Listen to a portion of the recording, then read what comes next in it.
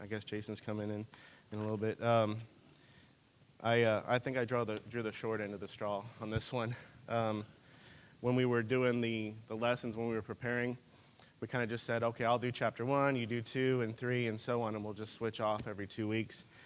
And in looking at James 3, I forgot how important this one was about as far as teachers. So I'm supposed to teach everybody basically how not to teach. So this is going to be interesting for us.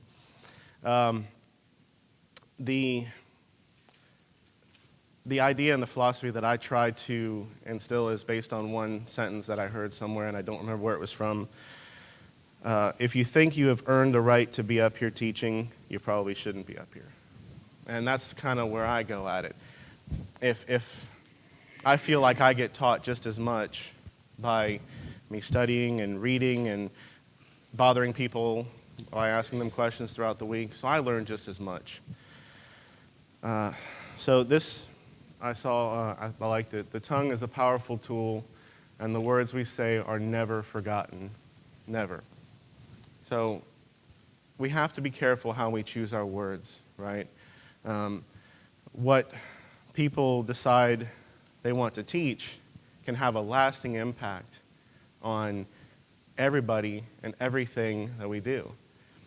So if we go to verse 1, we hear that, basically, let me read verse 1 first. Let not many of you become teachers, my brethren, knowing that as such we will incur stricter judgment. He does use that word we, and he uses my brethren, so he's obviously talking to Christians, and he's talking to, think back to chapter 1, we talked about new Christians. These are new Christians in the faith, and they're still learning, and they're still taking that ability to learn. And you're like, wait, aren't we supposed to preach the gospel? Aren't we supposed to spread it? Aren't we supposed to do everything that we can to make sure as many people hear about it, right? And, we have to go back to the time period that especially where James was talking. Remember that Bibles were almost non-existent. You had certain people had those Bibles. You had to come to those people to be able to read it. Oftentimes, like where you are right now, again, each of us have a Bible. And if I say something wrong, you can chime in and say, hey, by the way, that's not correct, right? And I hope that you would. So you have people who were trying to teach and trying to spread the word. I'm doing a really good thing here. This is what I'm supposed to be doing. And, we feel like if I'm up here, then I'm doing the right thing. But what you had was a lot of new people, new Christians, who really didn't understand each and every word that was spoken in the New Testament, right? We've got the idea that everything that they're trying to teach, they're trying to do with good faith, but they're falling to evil because they're trying to, but they don't really understand the full truth. Elders have to be sure that those who decided to step up are doing the right thing. And I would hope that Jim would, stop me or not let me finish the lesson, would actually stop me and say, hey, this isn't right. And I think that's what James is trying to do here. One wrong thought could be responsible for a completely new way of understanding the gospel. You think about denominations and how denominations came about. You've got one teacher up here teaching something that's not exactly the truth. It's the right thing in their eyes. And we'll get to lying in a little bit. But lying is that thing where you kind of start lying and one lie leads to another and then you don't know what the truth is, right? How many times has that ever happened? You've come across these people, right? Where you go, do they really feel like they're telling the truth? Because, and you can see it in their eyes, and they can feel it that this is the truth when it's not, and they've been misled. That's got to be difficult it is difficult, I know, because I'm up here, but it's difficult to be up here and have that responsibility and have that knowing in your head that one wrong thought can tear people away, can make people want to go somewhere else, can can change the whole thought process of how people perceive this congregation. And that's difficult, right?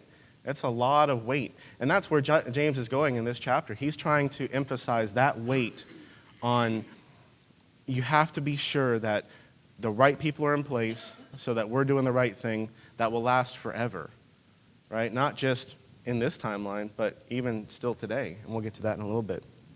So, let's see here. We all desire to do the right thing, right? We all think that that's, where we're supposed to be. But if we look at the Christian body, not all of us are the tongue. Not all of us are the hands, and so on. Each one of us plays an important role, and if we don't decide to, if we decide to do something else that's not in our wheelhouse, and it's up for debate whether this is mine, but I'm trying, right? James is giving a command at this point for some of us to stop practicing. For some, not all of us. It's not what he's saying. He's saying, just stop. You guys shouldn't be doing this. That's it. Let's just stop this. He's not saying that. The church has to be selective in their decision. And that's where James is now, remember, he's talking to other congregations, not just one particular church. This is a general discussion for several congregations, right? It's happening everywhere. And we need to be sure that if you're up here teaching, you understand the consequences. You understand that there's going to be a stricter judgment. James is hoping that once he informs everyone of the consequences, there will still be those that are willing to do it. Understanding that I'm going to be judged, or those that are teaching are going to be judged, he's hoping that there's still those people out there that are good with themselves, that are right, that have that understanding, and are able to do it right. All right, so let's go to, it's not just James, right, that's trying to urge people. In 1 Timothy 1, Paul is telling him to stay at Ephesus at this point. And he's urging certain men not to teach strange doctrines. Certain men, not all, right? So people like James and Paul, they didn't want Christians to get stuck on things that had no bearing. My favorite, vein janglings and endless genealogies. I don't know why I like vein janglings, but it sounds cool. Don't get caught up in the stuff that has no bearing on how you're going to be a Christian, how you're going to learn to be a Christian, how you're going to carry on that tradition of down to every Christian after you. So we're to teach what is necessary to build up people in the faith. What's necessary, not what I decide I want to talk about today, right? If I'm not staying true to James 3, if I'm going off topic too much, or if I'm trying to put my own twist on everything, I'm more than likely going to get lost, and I'm not going to be true to what is necessary here at this point. So I really questioned me this week, because you're looking at something like the powerful tongue and how that can have an impact on people, and I try to look at myself and I say, well, should I be up here? Should I be the person that's up here, or should we get somebody else up here? And as I go through, I'm not thinking of it as me being up here, merely me reading the information that God has given to us to relay to people in a different way that maybe, you've got translations. You've got translation after translation from Hebrew to Greek. Actually, this was Greek into several other different. And how many different versions of the Bible do we have and translations? And even translations of those. So you have American Standard Version and ESV, and all those have been changed and altered over time to mean, we're hoping to mean a little bit better and a little bit more of an understanding. So, as shepherds, Jim and Richard and Kevin, they have a responsibility to make sure that all of you are learning in the right manner, that you're learning what you need to learn. So, this one right here in 1 Timothy 1, 6 and 7 in particular, for some men straying from these things have turned aside to fruitless discussions, wanting to be teachers of the law, even though they do not understand either. what they are saying or matters about which they are making confident assertions. So at this point, we're talking about people who are saying, this is the way it is, and this is how I understand it, and yet they really have no concept of how to really get there. And I'll go to cooking because I did that for a long time. You think you know how to cook, but then you go to culinary school, which I did, and went to Johnson & Wales, and it's a whole different world. You go there, and even how to hold a knife, how to cut something properly, how to curve your fingers under so you don't cut yourself. There's a lot involved that I just, somebody gave me a knife one day, and I started working in a restaurant, and I thought I knew how to cook, and I was wrong. There's a lot of things that you don't understand, and it's like everything, right? Everything in life, if you don't know what you're doing, you can end up hurting yourself pretty bad, and you can end up hurting, in this case, everyone else around you. Does anybody have any questions or thoughts to add? I know I tend to get lost in that. Okay, so verse 2, for we all stumble in many ways. If anyone does not stumble in what he says, he is a perfect man, able to bridle the whole body as well. So is he talking about us as an individual? Is he talking about, if my tongue is good, then my body will follow and I'll do the right thing? What do you think he's referring to in this case? You think it's just about me as an individual as I read this? More about the church, right? So if those that are teaching right now are able to speak in such a way, we all stumble, right? We all, every single day we stumble about something. But as long as while I'm up here, and I'm using I because it's me that's up here, if I'm up here, I've studied, I've made sure the word is right, I've made sure that everything is good, and that the things that I'm speaking right now are true, to the best of my knowledge, right? I mean, that's what I got out of here. So what he's saying is that if that person doesn't stumble, then all of you will not stumble as well. Then you will be in that same frame of mind, at least while we're here. You're in that same frame of mind right now. And that's what he's talking about. So we do stumble from time to time, but the word stumble in this context means an accidental sin or a sin spoken out of ignorance. So there is a possibility that I might say something that's not true, and that's okay, you can come to me.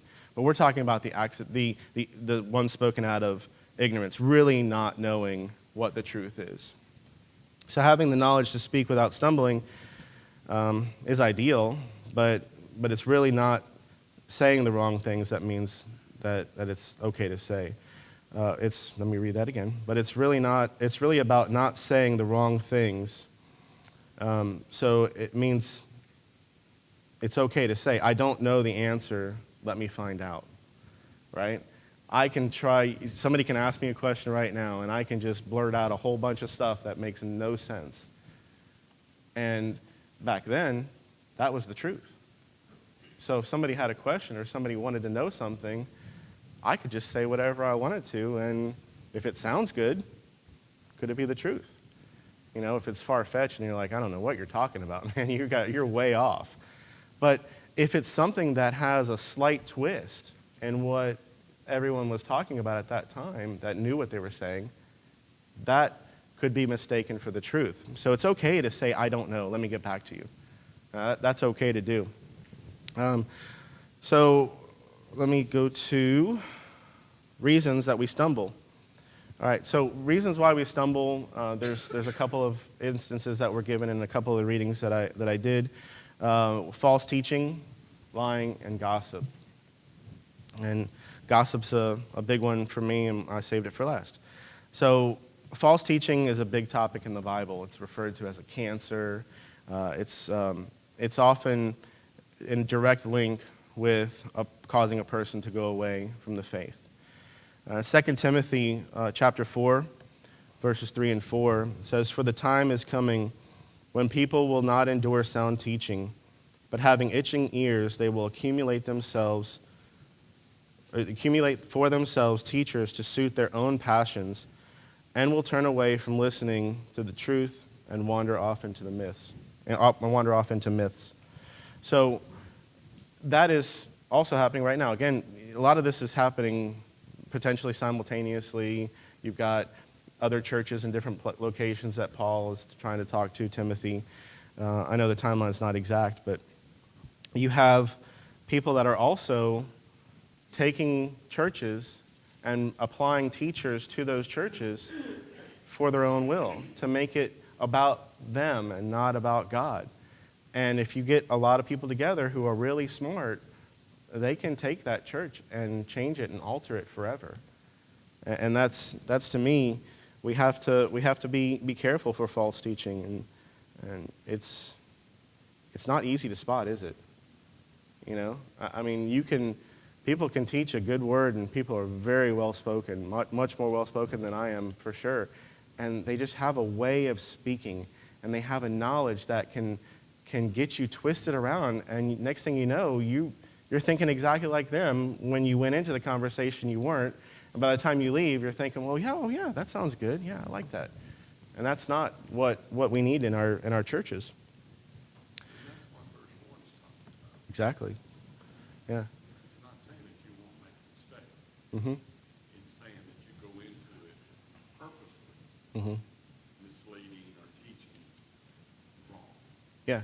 Yeah, teaching wrong. So there was I don't remember where it was, and I know I heard this. So a preacher was, I guess somebody new came to a church, and they were trying to get the lay of the church. They just recently moved, and they were listening to this preacher, and he sounded great.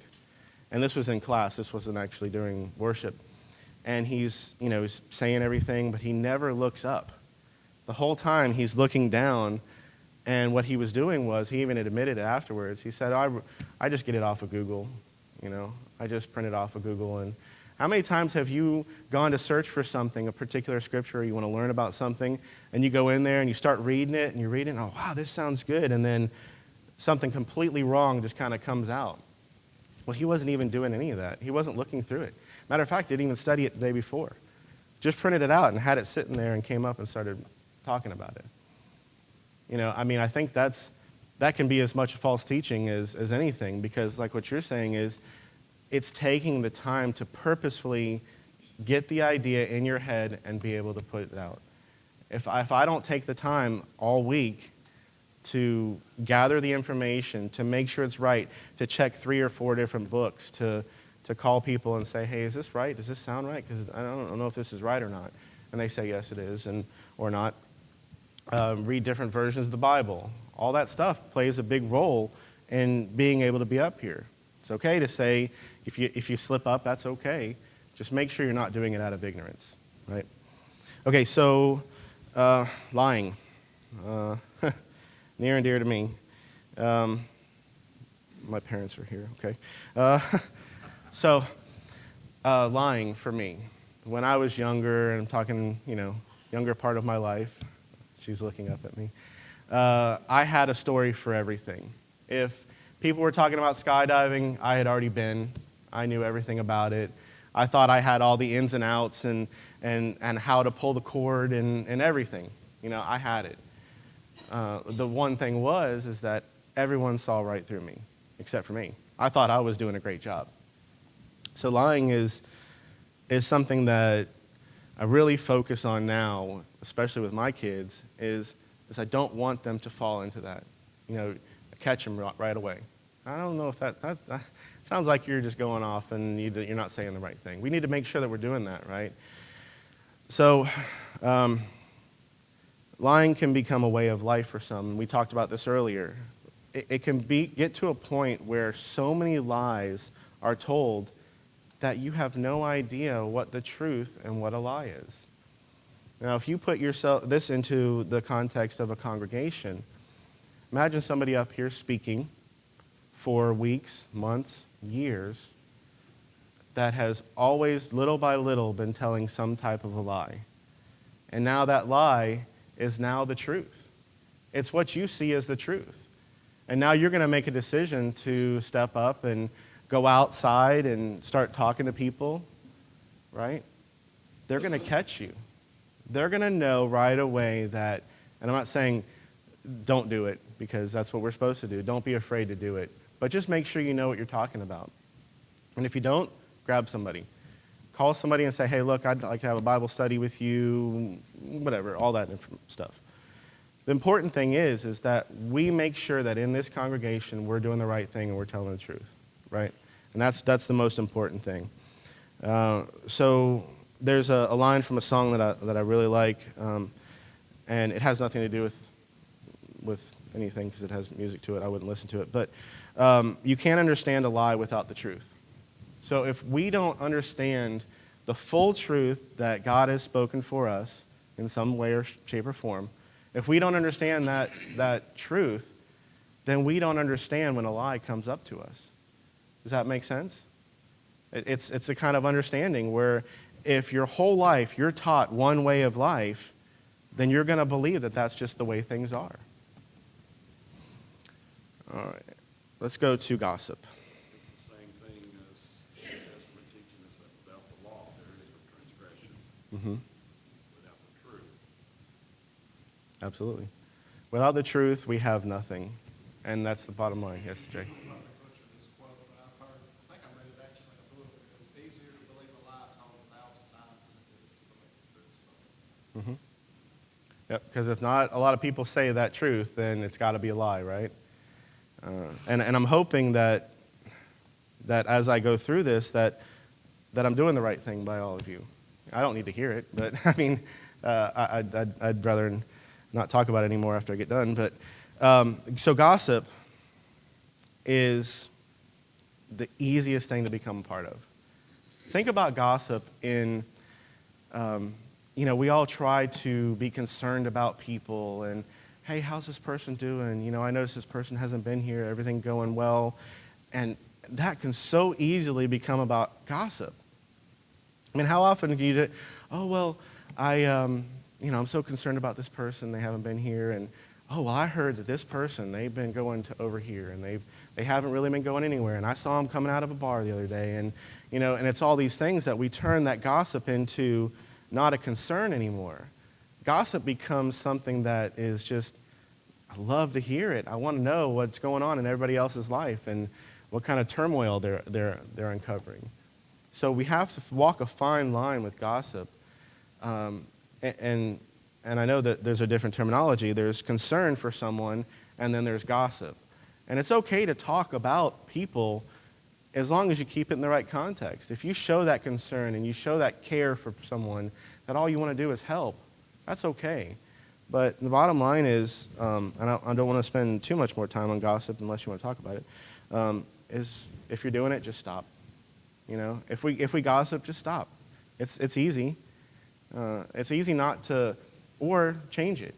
If you hear someone gossiping, turn it around. Make it about concern and care for the person instead of what do I need to know about that person so I can go to somebody else and spread it on. And now it has, what's that, when you were kids? The kid said one thing and then whispered it, and then by the time you get to the end, it was something completely different, right? And that's the bottom line of gossip. So, anybody want to talk about gossip at all?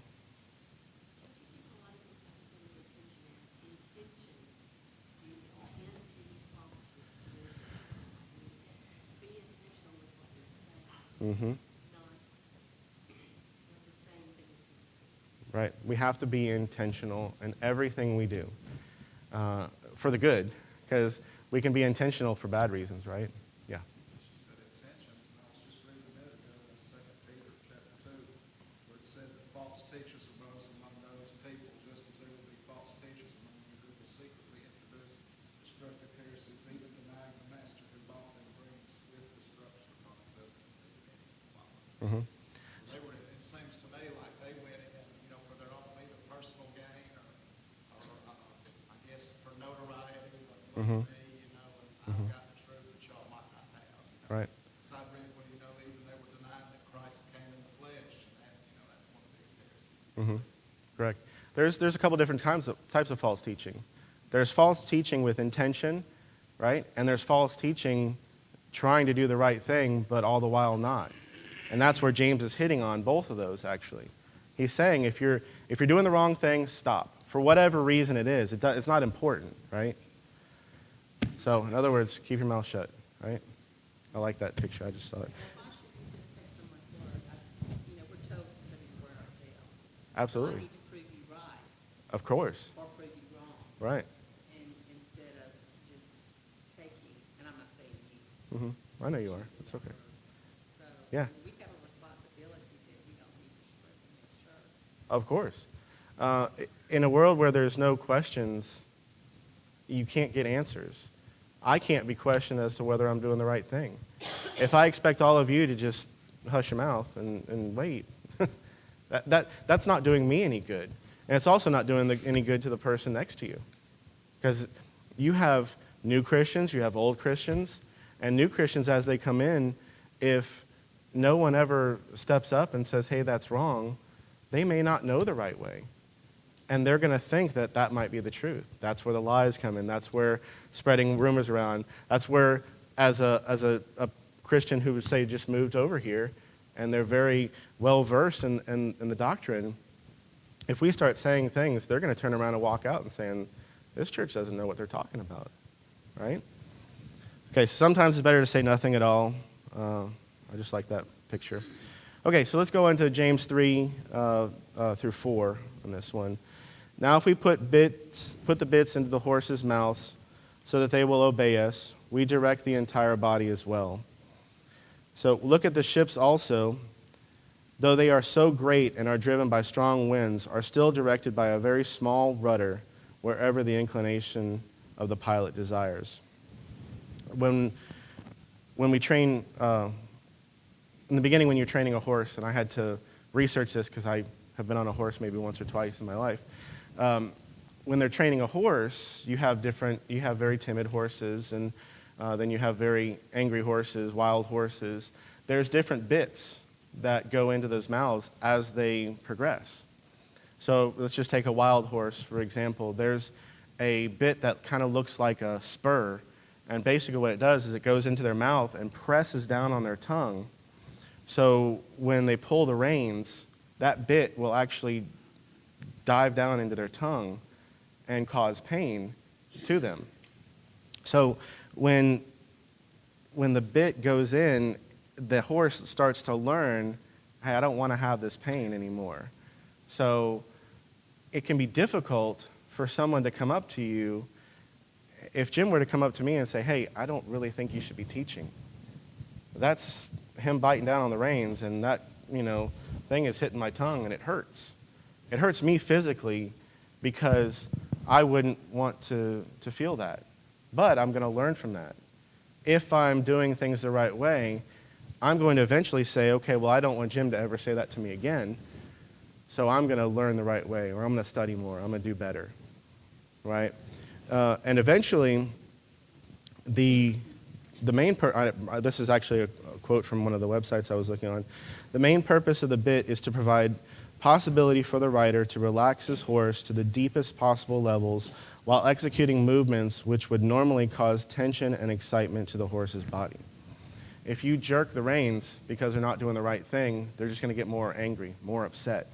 So it's about saying the right words, and it's about keeping people at ease instead of, just, me pointing my finger and telling you how it is. There's actually a way of doing it, and I love how James points that out. There weren't a lot of horses around that time, from what I've gathered and read. They were used for military, for armies, so there weren't that many out there. So for them to use that, it was very particular. So we go to the intention of the teacher should be to deliver supporting information in line with the truth, to help with understanding of God, what God wants us to know. It's meant to help guide us and put us at ease in knowing the truth, right? That's what the main goal of that should be. Same with the horse, right? So let's go to, this is pretty cool, I thought. I found an ancient ship. I just typed in ancient ship, and that's what came up. So I don't know if this is the real one that was back in that time. But if you look up in the top corner over here. I tried to zoom in on the rudder. If you look at the scope of that ship, right, that's a huge ship, and it really is.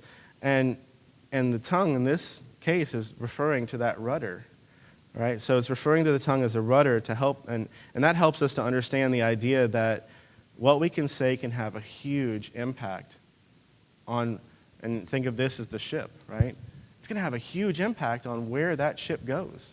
You're really relying on one person to move that rudder to make sure that it gets to its destination, right? Now, the fierce winds, strong winds, fierce winds in some translations, what it talks about, so there's a constant battle within all of us of worldly passions, spiritual passions. We have all of those within us, and it's about really God focusing in and helping us with the spiritual passions so that we can stay in line and keep on it. If we're filled with the Spirit, if we're filled with good things, then eventually we're going to get those out in words. If we're filled with bad, if we're filled with the things of this world, and Monday through Friday or Monday through Saturday, pretty much we're in the world, think of how difficult that could be to stay right, to direct yourself on the right course. And it's people that teach and that you remember things. And as you go through your week, you can listen to podcasts that we have. If you miss a lesson, then you can always go back in there and read that also. And that kind of keeps us going.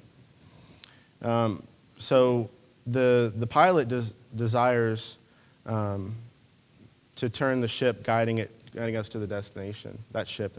And that is kind of where we need God on our side to be able to help us along that path. It's not saying that we can't get to that destination. We just need some help and some guidance along the way. Okay, so this is my coolest slide yet. Okay, so verses 5 and 6, I'll go ahead and read. So also the tongue is a small part of the body, and yet it boasts of great things.